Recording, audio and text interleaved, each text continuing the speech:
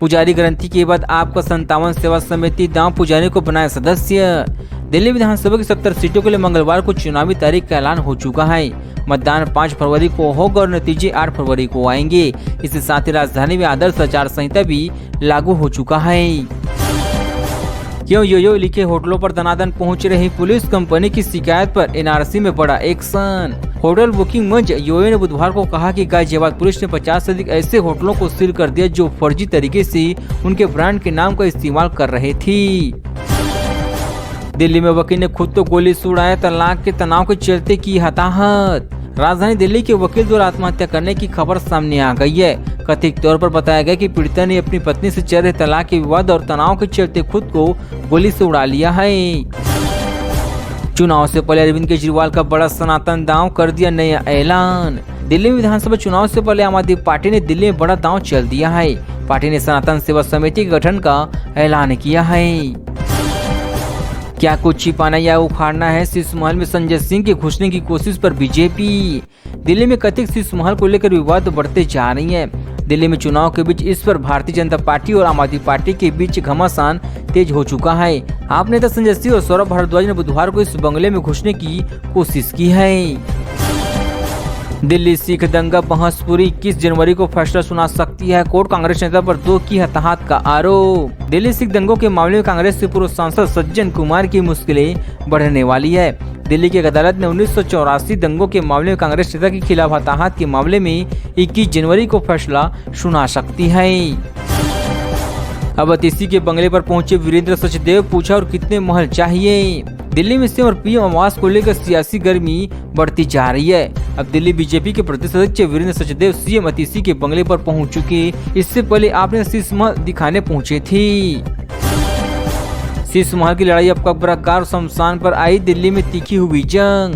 दिल्ली विधानसभा चुनाव की आहट के बाद से भाजपा आप के नेताओं के बीच तीखी तकरार देखने को मिल रही है। अब भाजपा नेता और हरियाणा सरकार में मंत्री अनिल विज ने केजरीवाल और आप पर निशाना साध दिया है। किसके आदेश पर रोका है शीश महल देखने पहुंचे सौरभ भारद्वाज और संजय सिंह, नहीं मिली एंट्री। दिल्ली में मुख्यमंत्री और प्रधानमंत्री आवास को लेकर सियासी बढ़ती जा रही है। आम आदमी पार्टी के राज्यसभा सांसद और दिल्ली के मंत्री सौरभ भारद्वाज बुधवार को सीएम आवास शीश महल को लेकर अंदर के दिखाने के लिए मीडिया के साथ पहुंचे हुए हैं।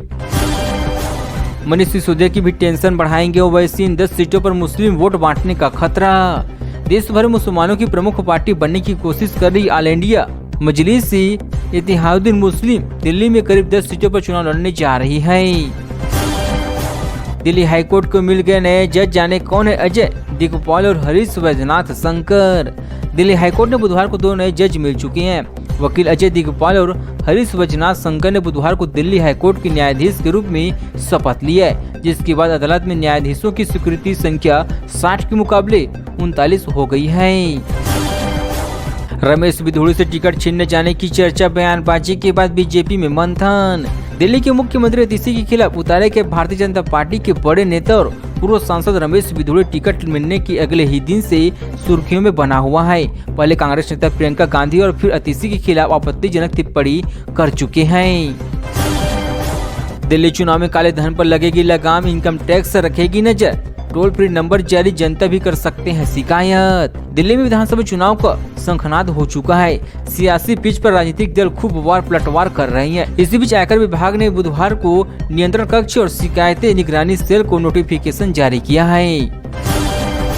नए गुरुग्राम के लिए एक और नए गुड न्यूज, इन 23 सेक्टरों में पानी पहुंचने का रास्ता हुआ साफ। न्यू गुरुग्राम के 23 सेक्टरों तक पानी पहुंचाने का रास्ता भी अब साफ हो चुका है। उम्मीद है कि गर्मियों में इन सेक्टरों में पर्याप्त मात्रा में पानी की सप्लाई शुरू हो जाएगी। दिल्ली के इन इलाकों में आज और कल नहीं आएगा पानी, 24 घंटे प्रभावित रहेगी सप्लाई, देखिए पूरी लिस्ट। दक्षिण दिल्ली के कई हिस्सों में बुधवार शाम और गुरुवार सुबह जल आपूर्ति बाधित हो सकती है। ऐसा इसलिए क्योंकि दिल्ली जल बोर्ड ने वाटर ट्रीटमेंट प्लांट के निर्धारित रखरखाव की योजना बनाई है। ग्रेट नोएडा वेस्ट में गौड़ चौक पर वाहनों के बदले रूट, ट्रैफिक पुलिस का सर्वे शुरू किया है, बड़ी वजह।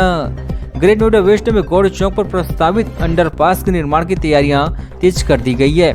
इसी दौरान ट्रैफिक पुलिस डायवर्ट रहेगा और वाहन चालकों को वैकल्पिक मार्ग से निकलना होगा। इसके लिए ग्रेट नोएडा प्राधिकरण ने ट्रैफिक विभाग को पत्र लिखा है।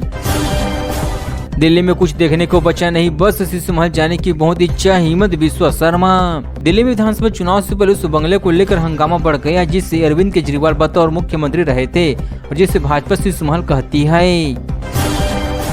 महिला ने पीजीटी पद पर भर्ती को 12 साल लंबित कानूनी जंग जीती, दिल्ली हाईकोर्ट ने हक में सुनाया फैसला। दिल्ली हाईकोर्ट ने एक महिला को पीजीटी के पद पर नियुक्ति करने का आदेश दिल्ली सरकार को दिया है। महिला ने अपने अधिकार को पाने के लिए 12 साल लंबी कानूनी जंग लड़ी है।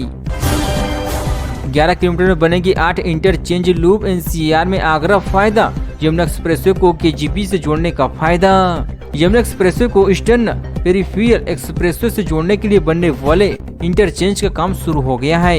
एनएचआई की टीम ने मंगलवार को दोनों एक्सप्रेसवे को जोड़ने के लिए बनने वाले इंटरचेंज की जमीन का मौके पर जाकर सर्वेक्षण किया है।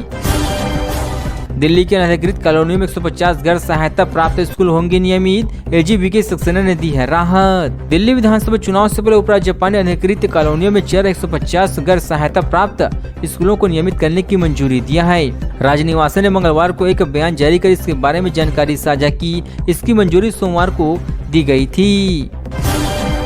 दिल्ली में कांग्रेस की राह नहीं आसान, जनाधार वापस पाना चुनौती, विधानसभा चुनाव।